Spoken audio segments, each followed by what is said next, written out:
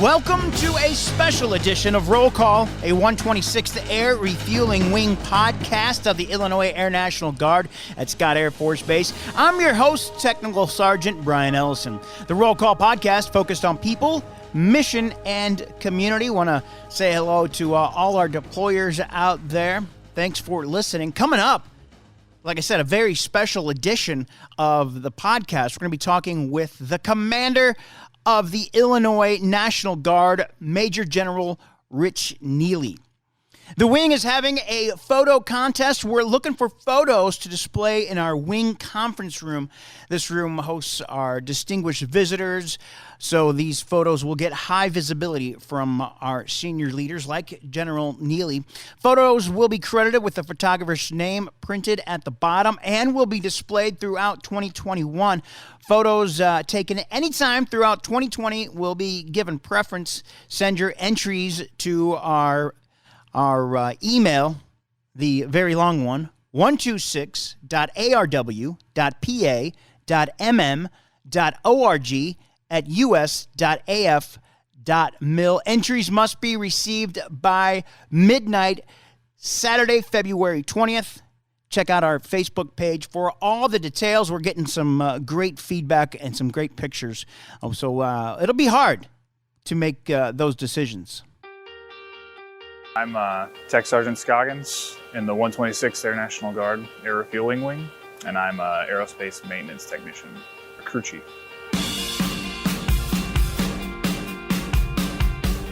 So our job entails mostly, on a good day, inspections. We get the jet ready to leave, and then we catch it when it comes back. So we interact with the pilots there, and then if they have any issues, they tell us. We have to do an inspection pre and post flight to find any discrepancies, and if it's something we can fix on the spot, we do. I'm Lieutenant Pippins, AMXS, Aircraft Maintenance, and I am the Aircraft Maintenance Officer.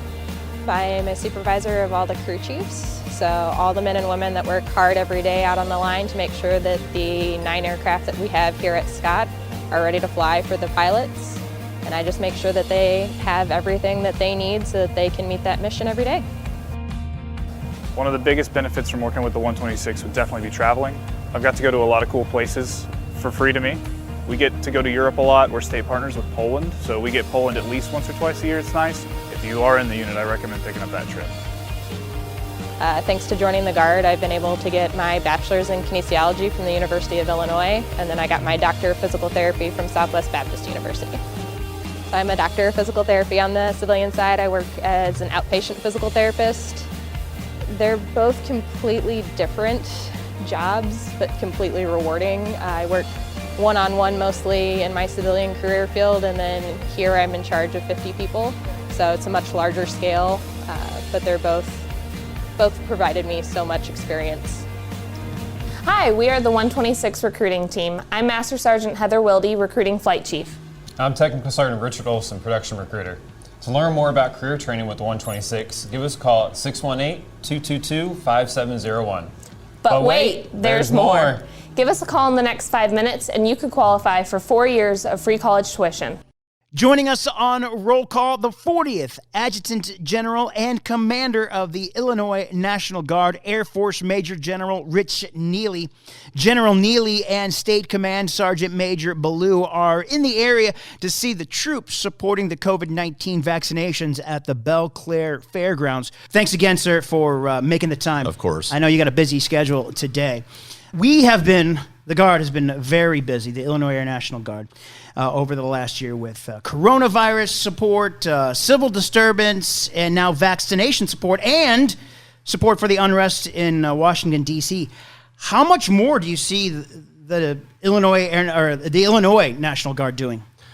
Well, that's a great question, and it has been historic, right? When you look back at the through the history of the National Guard, in modern day history, I cannot find a time when we have been this busy. Not only, as you stated, with the COVID response operation we had last year, whether it was distribution of PPE, whether it was standing up many testing facilities across the state, whether it was support of Cook County and the movement of the very difficult job of moving body bags and remains because the Cook County morgue just couldn't keep up with the number of COVID. Whatever that was, the National Guard was asked to do a lot. And then after the tragic death of George Floyd, we were called out to support civil disturbance. And what I talk about a lot of times when I go around and see the troops, and Sergeant Major, as you said, Command Sergeant Major Blue and I are meeting some of the troops today. We like to do that when we're out moving around the battlefield, so to speak, battlefield circulation, and going out and see the troops. We tend to talk about giving our airmen and our soldiers a perspective of what we're doing. And I always talk about the fact that it's been 102 years since we had a pandemic, right? So most of us haven't been around to see that pandemic, right? And it's been 52 years since the last time the National Guard was called out for civil disturbance. 1968, Chicago Democratic Convention. And when you look at what happened last summer, both of those events happened at the same time. The National Guard was then, because of the incredible response of our soldiers and airmen, the National Guard was then asked to come back to Chicago 2 other additional times, one for the Breonna Taylor event announcement. There was a concern that there might be other civil disturbance. Thirdly, for the actual election, the general election, and both of those events, everything stayed pretty calm in Chicago. So those responses went well. But now, after the 6th of January, the National Guard, the Illinois National Guard was already going to have a presence for the inauguration, but we were asked to bring additional capacity for Inauguration Day, and we did that. We had over 300 supporting that event. At the same time, because there was FBI challenges across the country, threats towards different capitals, the governor sought to mobilize 250 soldiers here in the state, guardsmen again, that responded to the state capitol. And then last Friday we sent back 500 back to DC to support security. All this at the same time we're ramping up 500 MVATs. Right today we have military vaccination teams, MVATs. We have over 500 on duty, soon to have over 1,000 on duty. And the 126 Air Refueling Wing is part of that response. So how much busier are we going to get? I hope not much busier, right? So I really see that we're kind of going to be at a high water mark. The good news is we see light at the end of the tunnel with this what I call modern day miracle with this vaccine. And by getting that out, we're going to get out through this pandemic, I'm hoping early midsummer, and kind of start to return back to normal. What has surprised you most with the tempo of the recent missions and how the troops have reacted to this? Well, I'll tell you, I couldn't be more proud of how our troops reacted. Each of these missions are unique, and for many of the times I'll go out and talk to our young soldiers, our young airmen, and we'll have the discussion. I'll make sure to bring out the fact that you may have joined the National Guard and you may be like E3 and you had no idea you'd ever get called out for the state. You raised your right hand, you swore into the United States Air Force, and also, by the way, when you did your oath of office, you also said something into the state of Illinois, and you may not have fully understood that you could be called up. I know when I joined the Guard, I didn't realize that either, but we are, and in big ways, and so. What we found is every time we've asked for support, the National Guard's responded, and we all know the National Guard was not built to do vaccination missions. The National Guard was not built to go out and run test sites. But what's unique about the Guard, and I talk to the governor all the time about this, and the National Guard takes their military skills, and we all understand that. We take our military skills, the skills to even understand command and control, planning, and all those things, and we apply them to very unique situations where we can help. Of course, we're never the lead agency. We're always supporting, and we're not, in the case of civil disturbance, I always talk about we're not the law enforcement professionals, but we're back there to relieve them of duties that they can, that we can take on that gives them opportunities. So the National Guard's just been phenomenal, and we're kind of a product of our own success. We've continued to respond and do exceptionally well. in our state. For many years, when I was in the formation, I'd say, we'd always say, hey, we want to be taken serious. We want to be called forward if we're needed, and we want to be prepared for that. And that's absolutely what the National Guard's done. So the troops have done phenomenally well. You mentioned the governor. What's been Governor Pritzker's reaction to the National Guard performance? Well, I'll tell you, he couldn't be more proud of, and I had the luxury of going to a lot of the press events with him and hear the accolades on a regular basis about how well the Illinois National Guard performs. And he will always talk about, he's proud as a governor. He's, all the governors have a National Guard, but he says the Illinois National Guard is the best National Guard. And he really talks about those tough missions that are given to the Guard, and they just respond every time. And so he's someone that's very proud of not only our state service, but obviously the military service. And before COVID hit, he would, even if we had deployment ceremonies and there was 12 people deploying, he'd show up at Camp Lincoln and come to the ceremonies if he was at all able to make it in his schedule. I think you touched on this before, but I'll ask again. How long will vaccination support and the DC support continue? Well, I'll start with the DC support because it's probably the easier one. We're committed to support DC up and through the middle of March timeframe. So we expect that, sometime in the middle of March or maybe a little bit sooner if the security mission, there's a lot of work going on in DC to figure out how they can secure some of those locations without the National Guard. And so if they come up with solutions before that, we may be relieved a little bit earlier. But at this point, our contract with the National Guard Bureau is through the middle of March timeframe.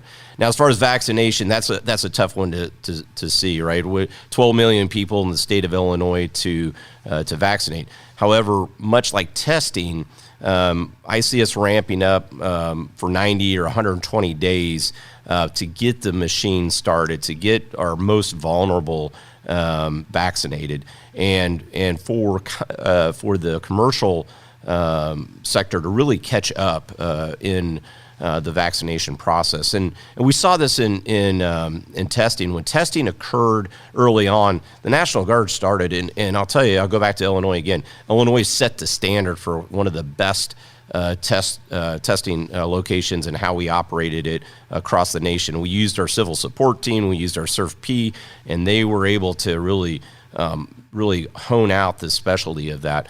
And that's what I see with vaccinations. We're doing vaccinations right now because the commercial side hasn't caught up.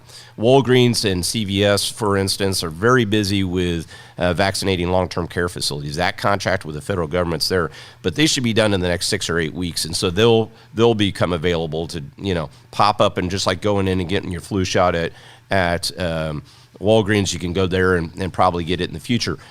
It's all about supply and demand at this point, and as we I see over the next month or so, next month to two, we'll see that supply of vaccine catching up and building. And so I'm hopeful that over the next 90, 120 days that we'll be able to be out of the vaccination mission. Now, with saying that, I'll tell you, and I'll go back to Governor Pritzker, because last year a lot of states never got out of the testing. They never concluded COVID ops, and we pretty much, as Illinois, as the Illinois National Guard, we concluded COVID operations in the middle of July into July timeframe.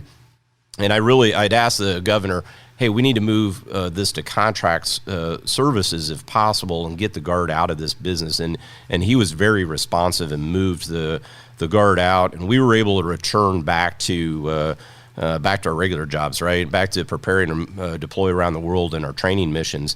So I think that we'll have that same kind of response going forward. And what I'm looking from the troops is a 90, 120 day sprint here as we try to close out this pandemic.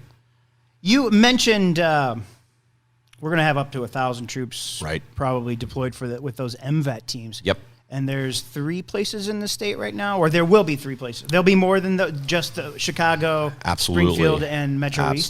Absolutely, and that's changing every day. And again, when we started this MVAP mission, I received the call on the 4th of January. Hey, we need you by the 6th of January. The governor bought off on the plan that we put forward. We started on the 20th of January, cranking out the first team. And I asked to start very slow and in one location so that we could, just like testing, build out our best practices, right? And the Guard was great at that with testing last year. We started out with sites with 120 people and later got it down to 65 with technology and that, and we're moving more people through. And so I see the same thing with vaccination. We started out kind of small and we're building up to 1,000. And what we'll see is we'll start to move south out of Cook County. We're doing that today. St. Clair County is opening up their first site earlier this week, opening the second site tomorrow. Sangamon County is opening one up in the next week or two. And there's more and more that are going to come on. Carbondale here in the near future. And what we're going to move from is a kind of larger fixed sites to downstate. We're going to go to kind of a regional or a county location with mobile vaccination teams. So what the Guard can offer, we have about 25 teams that's going to be purely organic with our medics, whether it's the 68 whiskeys on the Army side or our 4Ns and medics on the air side, that will be able to move around. And so we'll have rental vehicles, we'll have the equipment, and they may plop down in like the Carbondale area, for instance, is one of the areas we're looking at. And the health department, again, in this scenario, we take our orders from the health department. And so we're going to commit a team to that, and the health department may say, hey, we need you to go to this little town over here and set up for 3 days. We need you to go to this little town over here and set up for 3 days. And that's how we'll start to spread kind of a spoken hub approach to doing immunizations throughout the rest of the state.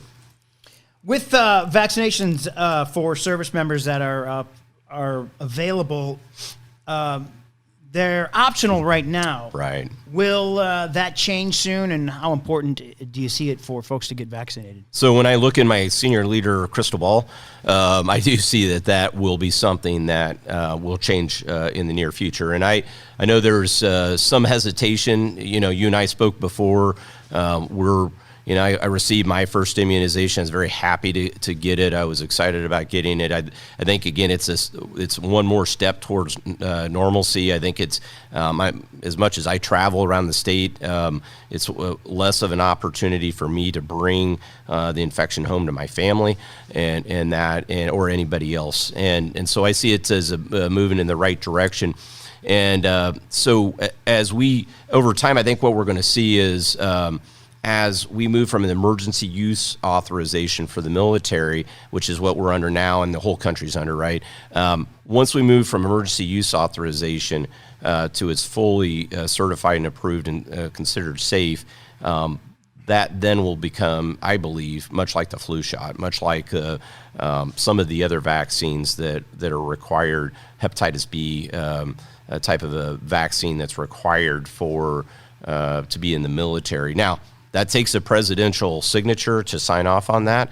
And so I'm the last person to be speaking for the president on what he's going to authorize. But just knowing the threat to the force, how much safety has been put into these particular vaccinations, I think that I could foresee a time in the very near future that it becomes a requirement.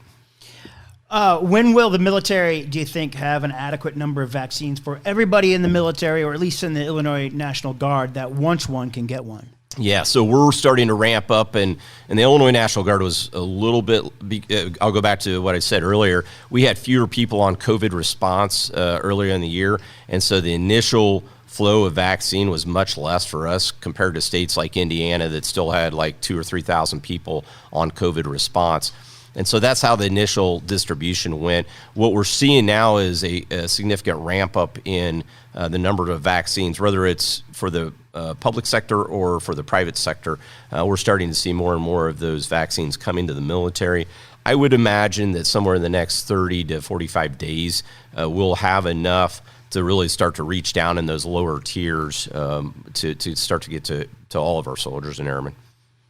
What is the Guard doing to ensure that we don't waste any vaccines that we're Well, that's a great question, and it's very appropriate because this last week I was up at last Friday I was up at Arlington Heights, one of our locations, and visiting again with the soldiers there at that site, and they were they're administering to the public at that site, and they're administering the Pfizer, which is a little bit more difficult to measure out and everything, but innovation of guardsmen, they knew that the local law enforcement needed the vaccine, and so they had the chief on speed dial and said, "Hey, I've got 8 vaccine immunizations here. If you can get people over," and next thing you know, 8 squad cars pull up, because the guys were on duty and they came over and they were grinning from ear to ear to get that vaccination, and so that's what we're trying to do.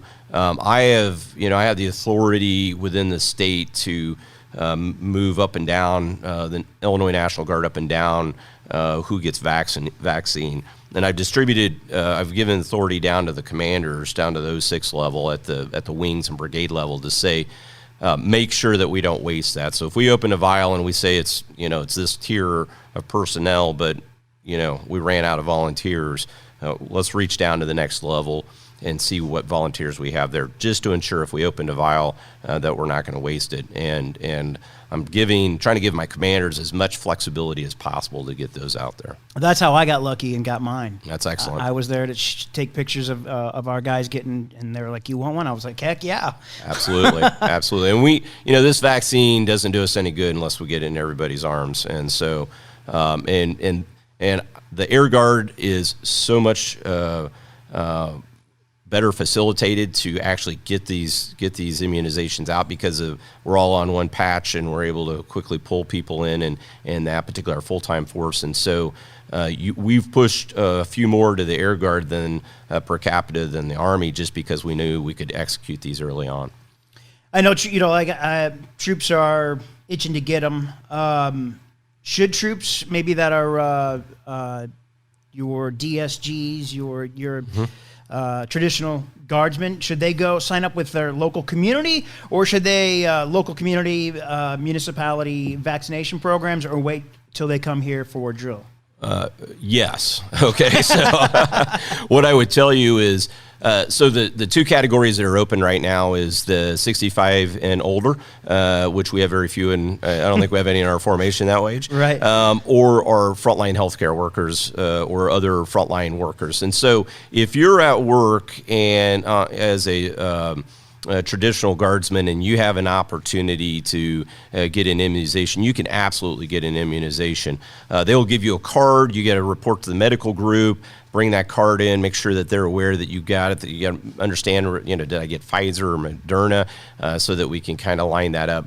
I mentioned earlier I received mine. Mine was because they veterans, the veterans homes here in the state of Illinois asked me to do a public service announcement. And I went up and because there were some folks that were hesitant the staff was hesitant.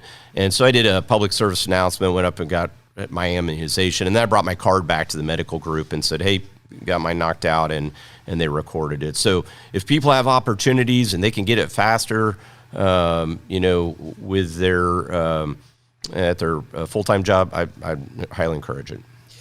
What do you say to those folks? You talked about it. You went to that home that are to the troops that are leery of the vaccine. Right. No, I'm telling you, I've ran into friends in the community. We've had the discussion. Right. There's a lot of bad information out on social media. Right. It's just, I'll just say it as it is. It's outright wrong information, and so I would tell everybody to do the research and not on Facebook and not on some website. Get out there and look for the real information about this. I did a public service announcement that could try to address a few of those, but more importantly, we had a Facebook Live event a couple weeks ago, and the Public Affairs Office for the state pulled that together with one of our doctors from the Army and a doctor from Dr. Boyd from Colonel Boyd from the 182nd, and they took questions, and it was very informative. Somebody that I thought was pretty, like myself, was pretty well up to speed on it. They really brought on some great questions and were able to answer those. And so I would tell everybody to ask those questions, look for those resources. We're going to have other Facebook Live opportunities, and try to be well informed about it. What we're also seeing is that as more and more of us get the vaccine and don't have any ill side effects. Somebody said the other day that, your buddy didn't grow a tail, right? I can say I didn't grow a tail. Yeah, you didn't grow a tail. So you could advocate that, hey, there was no bad side effects, and and that. And I think the more we see that, more information comes out, I think some of that hesitancy will go away over time. And we just need to continue to talk about it and ask questions and try to get good answers. One of the questions was, well, I'm considering, if I'm pregnant, should I take it? And I thought, well, that's a great question, because if you're pregnant, you get COVID, is your child at more risk, or would you like to take the vaccine and make sure that you don't get COVID and you don't have complications? And that was a great way the doctors walked us through that. How do you see the state's vaccination mission changing? I know you talked about it earlier, but maybe Sure. you could elaborate. How do you see the state's vaccination mission changing over the coming months? Right. So I talked a little bit about it earlier. We started slow with fixed sites, and just to really kind of understand the process, get the software down, and that as we move forward, we'll be moving to more of a mobile approach that again gets to some of those rural communities. It's obviously easier to get to a population hub in Chicago and sit there and set up and wait for people to walk in the door. What we're seeing is really kind of a transition to that mobile approach, as well as we're going to start standing up teams that will go into the correctional facilities to support that.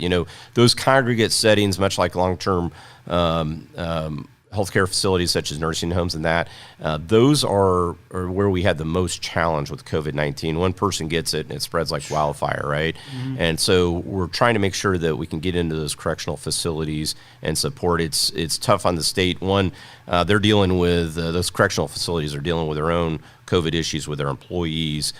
Secondly, it's hard to go out and just contract a team to go in. So the Guard brings some resilience into that mission, and so we'll be breaking off some of our teams to do that, and then moving into mobile. Past that, it's hard to see. We're only about 2 or 3 weeks into really standing these up, but it'll continue to mature over time. Will there be a time, I thought I've heard the president say this, and I'm not sure that's exactly true, if I heard it or I heard it from someplace else. Will there be a time that non-medical airmen and soldiers will be trained to give shots to help speed up vaccinations? Well, the short answer is no. Okay. I was thinking that. I was like, oh man, me giving a shot to somebody? Yeah, I don't know. no. But what we're doing is two things. The big focus here, and we saw this again, I'll refer back to testing because it's the closest example. We really take our medical people who I talk to, they're the special forces, right? They're the frontline fighters in this thing. And, a group that is normally highly support and are usually not, pushing in on the front end are really appreciating the light being shined on them for that. But what we're doing is taking that small group of highly specialized individuals and putting enablers behind them, right? And so people that, can support handing out PPE, can support checking people for COVID when they come in the door, that can support data entry, and then we're just trying to put a 2-to-1 ratio kind of thing with our medical folks and non-medical. The other thing that's going to be happening here in the near future, and it might be along the lines of what you heard, was the National Guard Bureau is looking for an exception to policy for our drill status guardsmen, right? That may be, they may work in the public affairs career field or finance on the weekend, but they're medical professionals during the week. So bring their licensed skill set into these vaccination lines and allow them to give vaccinations as well. And that will help us overall increase the number of vaccinators that we have. That's probably what I heard. Yeah, I would guess. I don't want to give shots. No, I don't want to give shots either. I mean, I've got plenty of tattoos, but I'd be scared to stick myself. How do you see the state's partnership with Poland? Will there be more missions to Poland or longer deployments there, with maybe a change in foreign affairs at the administration level? Well, that's a great question, and so everything, lots of changes with administration that we'll find out about over the next 6 to 9 months. It's taken a minute. Today I had it's funny you mentioned that. I had a European conference with the most senior European commanders, and the tags that have state partnership programs are all invited into that, and so it's a strategic look at how the theater's set and where we're planning to go with NATO and all those kind of things. And so I will tell you,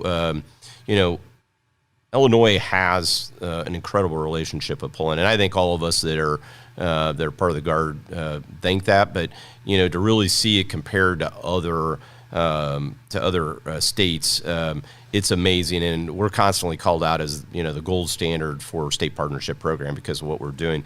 And in 2014, with the big thing that really changed the calculus is when Crimea was taken, and obviously Russia's aggression during that time frame really changed how that Eastern European bloc looked, and hey, if they can do that, what else can they do? And so it's changed both Poland's approach, it's changed the Europeans' approach, it's changed NATO's approach, and it's increased our prioritization, I think, as a state partnership program. So we have, because of geography where Poland is, because of our long relationship, because of how close Poland is as a European country compared to the rest with the United States, they become one of our most significant allies. And so we'll continue to see more and more missions going there. Some states have 2 and 3 state partnerships. I tend to say no to those additional partnerships because it takes away from your primary partnership. And I mean, right now Poland will take every assistance we can give them, and there's only so much we can do for them to assist them, and in turn have a bilateral relationship. And it's becoming very bilateral as Poland matures, right? So they actually brought a medical team over to support Illinois during the COVID earlier this year. And they wanted to bring some of their skill sets in, and that earlier in 2020, I should say. And so that really speaks to the maturity of the program. So as the Adjutant General, the only way I would take on another state partnership program is that another country would be if it complements our relationship with Poland, because Poland is a significant partner, and it's asked a lot. So we, everything from standing up their AOCs to the 183rd AOG is key to that. Obviously, the 126 does a fabulous job with supporting those fighters. Those fighters don't get tanker time from Germany or anybody else. And I sat at the table with the Chief of Staff of the Air Force a year and a half ago and talked about what the 126 does to support that mission. And he was blown away because he didn't realize that we send tankers over to ensure that Poland meets NATO standards by getting check marks for the number of air refuelings they get. And it's all thanks to the 126 for what they do. The 182nd, supporting the stand-up of their initial 130Es, and now they're going to be getting some H models. The 183rd, when they had F-16s, they delivered the first 2 F-16s to Poland. That relationship goes on and on, in addition to what the Army's done with bilateral deployments for nearly 20 years, first into Iraq and then to Afghanistan. Not that, so every time that Poland sent, whether it's a brigade, battalion size formation, the Illinois Army National Guard sent a team of somewhere between 20 to down to 5 now, individuals that would bolt onto that, embed with them, and ensure that they had, in a combat zone, ensure that they had what they needed from the U.S. Army for support. And that relationship, over 20 years, we had lieutenant colonels that are now general officers that are general officers in the Polish military that remember all the three highest general officers in the Polish military deployed with the Illinois National Guard teams, and they can tell you exactly who was on their deployment, and those relationships go a long way. What's been this? We only got 19 minutes left, so this may be too big of a question. What's been the biggest challenge over the past year for you as the Adjutant General of the Illinois National Guard? Yeah, it's an easy question. It's a pandemic, right? So that's it's been a challenge for the entire organization. It's been a challenge for the state, the country, the globe, right? Every day is a new set of rules. Every day, how do we adjust to the new protocols? How do we ensure we're keeping our airmen, our soldiers safe? Whether it's a full-time or part-time force, I hate, telling commanders, you got to send, the whole operations team home because, that's the new standard for the state, but it's the right thing to do. I was here a couple weeks ago. Sergeant Major Blue and I were here a few weeks ago, watched the Nori as that exercise went, and watched it during a COVID environment. Somebody comes up not feeling well, and all of a sudden you have to send the whole team home, right? And so those are challenges for our organization. And when you take what we did over this last year, it was 133,000 man days that were executed last year for COVID and civil disturbance, right? Those are above and beyond what we do on a regular year, on top of 1,800 guardsmen, soldiers, and airmen that deployed for their worldwide missions. That's what we did last year in a pandemic, right? Those are extraordinary numbers in a regular year, let alone during a pandemic. And again, couldn't be more proud of the force. So just phenomenal. So what we really brought you down here for, sir, is just for you to tell us how good the 126th Air Refueling Wing is. Right, absolutely.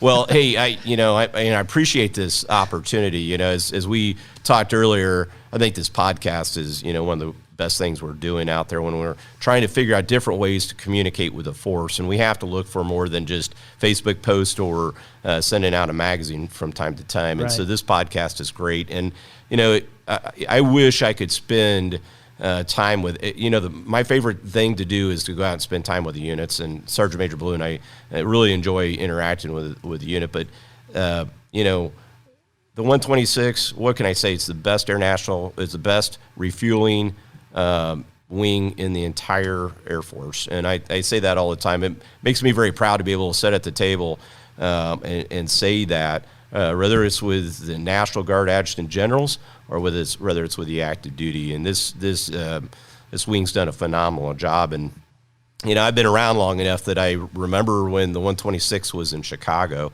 and I remember when the decision was made to move it to Scott. And there was many that said, "Oh, that's a horrible decision. It's got to move across the state," and that. This organization, once here, has just done a phenomenal job and met every mission, continues to excel. The active associate is just an incredible organization to have in there. And, and then when you get to the maintenance organization and the numbers they put up, I knew you were probably going to ask me if I knew about the maintenance, right? Yeah. Yeah, I might know Colonel Josh Hendricks. I might know him a little bit, right? So our maintenance guys are pretty big deals. They are. They absolutely get at that every day. And that's when I came in as Adjutant General, and General Nizamis and I talked, and both the 182nd and the 126 have phenomenal maintenance.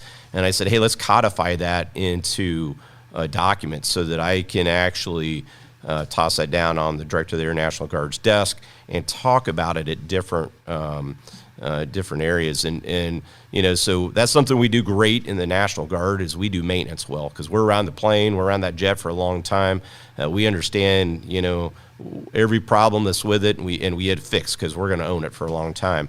And so that's, but the 126 is taking that to the next level, and whether it's the efficiencies of the stands that they put up around it, those are nice. Oh yeah, and the going back to COVID, right? Hey, we're in the middle of a pandemic, but the maintenance team figured out how to work, how to spread out, continue to do maintenance, and turn out jets. So outstanding all the way around. It's a fabulous unit, and I couldn't be more proud of it. What are some of your priorities as Adjutant General?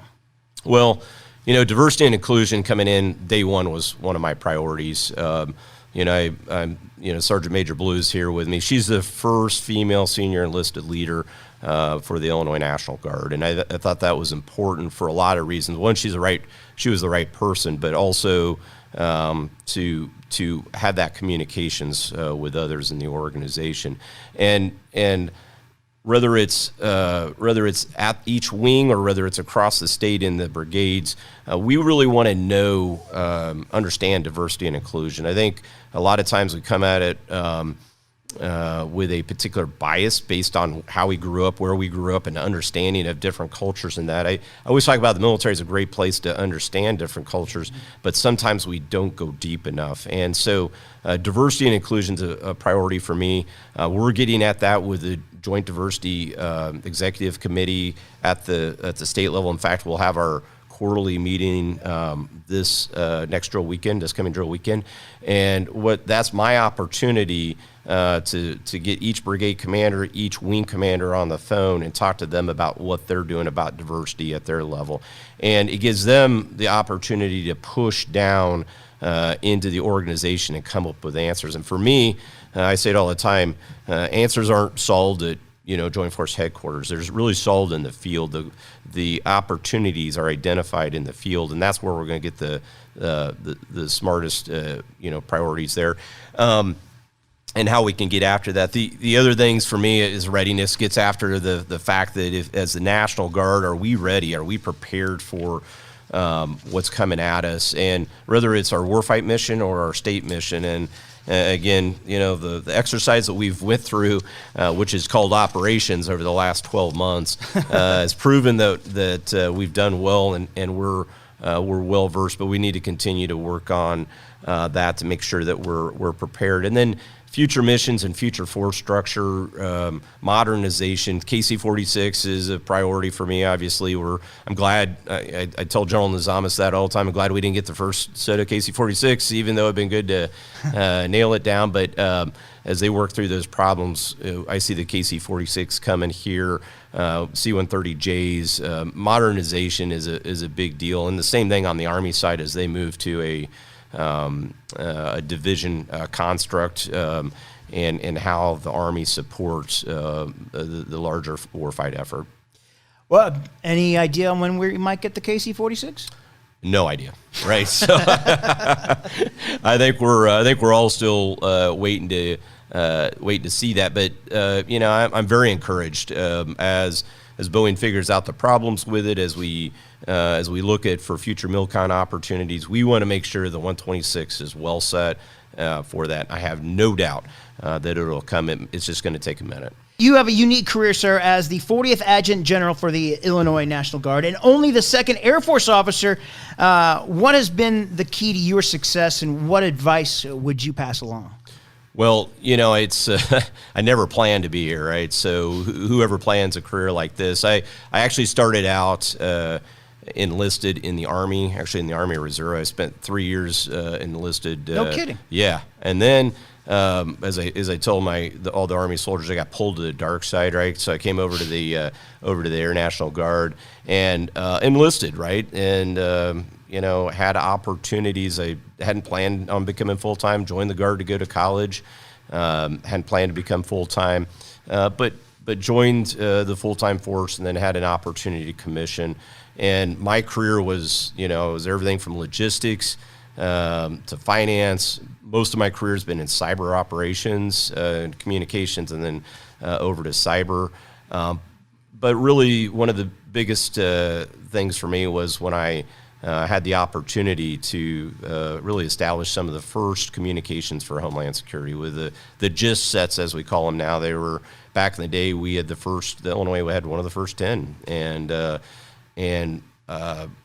it was a challenge for many to operate. And so The 183rd, when I was the commander there at the communications flight, we took on that mission, and we worked very closely with the Army. In fact, the Army's Joint Task Force was all Army, and then we rolled in, and we were the little small blue footprint. But what it did for me was understand how the Army operated, worked in that joint environment, and then I went on to do multiple jobs for the Illinois Army National Guard as a full-time technician. And so I was wearing an Air Force uniform, serving as a full-time Army technician, working for the Army National Guard as both the Deputy USPFO and the G6, and ran that, and then the Chief of the Joint Staff, running all domestic operations. And the reason I had that opportunity was I never said no to a new challenge, right? And I would tell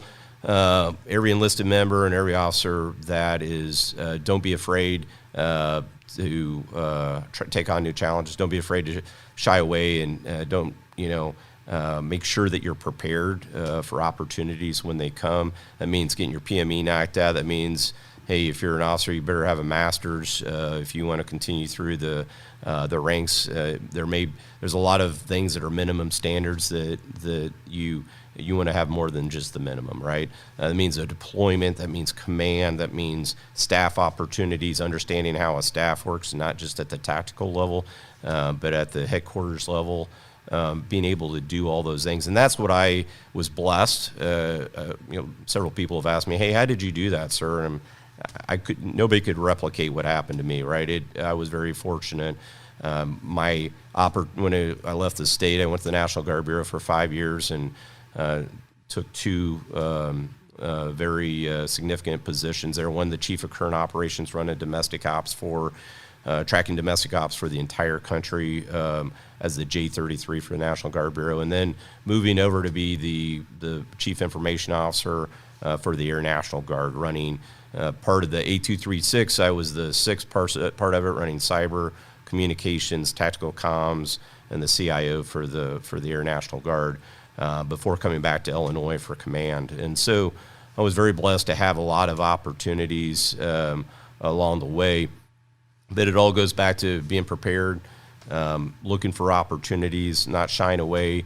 If somebody asks you, hey, we need you to change career fields and go over here, that's why I talk about developing our officers. A lot of times in the Air Guard, sometimes we get kind of stuck in a particular job, and it may be 4, 5, 6, 7, 8 years that someone's in one job and they're not developing themselves, they're not having an opportunity to grow. So it's important for us to look at our officers and say the same thing on the enlisted side, to go ahead and try to develop them. You must have had some mentors that have followed you, helped you out. Who have those mentors been? Who have they been, and how do mentors help us move out through the ranks? Well, I think it's you can't have one. You have to have an army of them, right? So There's got to be 10 or 15 of them mentors that you have all the way along, and you should always. I talk about mentoring all the time because going back to diversity and inclusion, it's important to have a mentor that may look different than you. It may be important to have a mentor that's ahead of you, right? That's 2 or 3.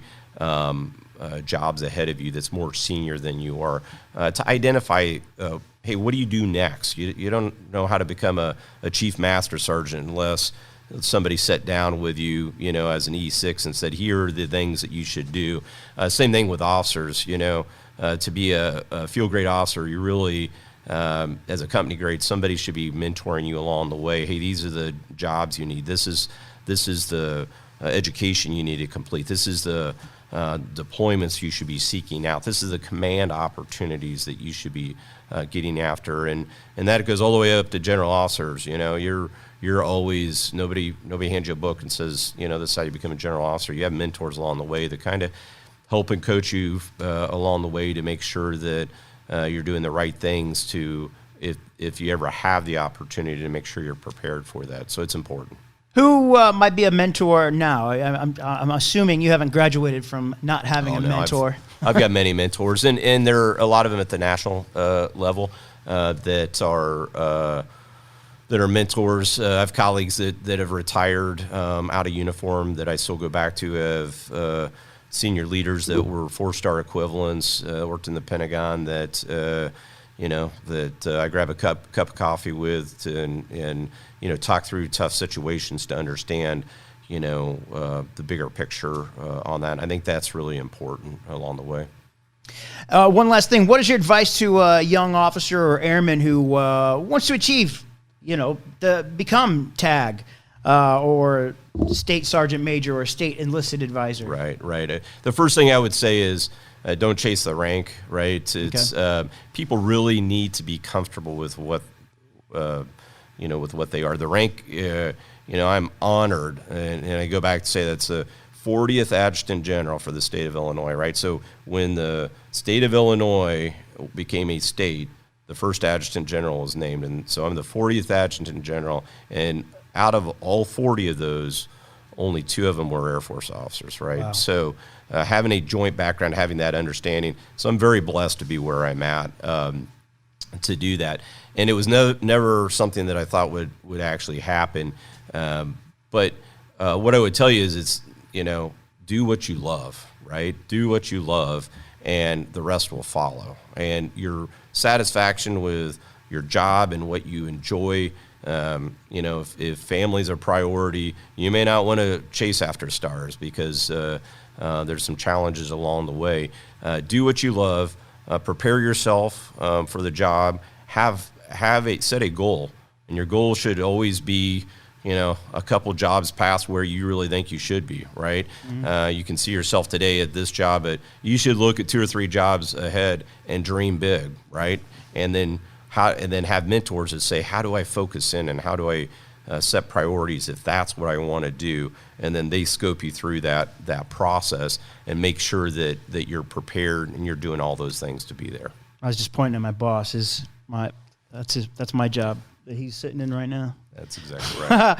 Okay, sir. I know you're a busy guy. We'll let you go. That's the 40th Adjutant General and Commander of the Illinois National Guard, Air Force Major General Rich Neely. General Neely and State Command Sergeant Major Ballou are in the area to see troops supporting the COVID-19 vaccinations at the Belle Claire Fairgrounds. Thanks again for joining us. Yeah, it's been a pleasure. Look forward to coming back someday. I appreciate it. Yeah, sounds good. Thank you. I also want to thank Lieutenant Colonel Layton and General Neely's staff for putting this together so fast. They came to me at some point on Tuesday and said, hey, you want to do this on Wednesday? And I was like, yeah, of course. I'll drop whatever I have to do to get General Neely into my schedule. And he had a tight schedule yesterday or on Wednesday. They made sure to fit me into his schedule. I thought we were going to record this at the Belle Claire Fairgrounds because he was down there to see the troops. But General Neely wanted to do it here in our public affairs studio. So thanks again to his staff and General Neely and, of course, Lieutenant Colonel Layton, the public affairs for the state. Because Colonel Jackson just took command, it seems like it was probably 20 years ago, but he has just taken command in less than it's almost been a year now. He has to conduct a climate assessment of the wing. He is asking us all to take the climate survey no later than February 21st of 2021. That's during the next drill. So you check your email and you can fill that out. This gives you the opportunity to let the commander know about any work issues that concern you the most. Your survey, like I said, is voluntary. You can find that link for the climate survey in your military email. You can find all of our links to our webpage and Facebook at linktr.ee/126ARW. If you're watching on Facebook, don't forget you can take this with you. You can download it at Spotify and iTunes. If you want to pass along some information, you can email roll call at 126.arw.pa.mm.org@us.af.mil. Thanks for listening to this special edition of Roll Call, a 126th Air Refueling Wing podcast focused on people, mission, and community. I'm Tech Sergeant Brian Ellison.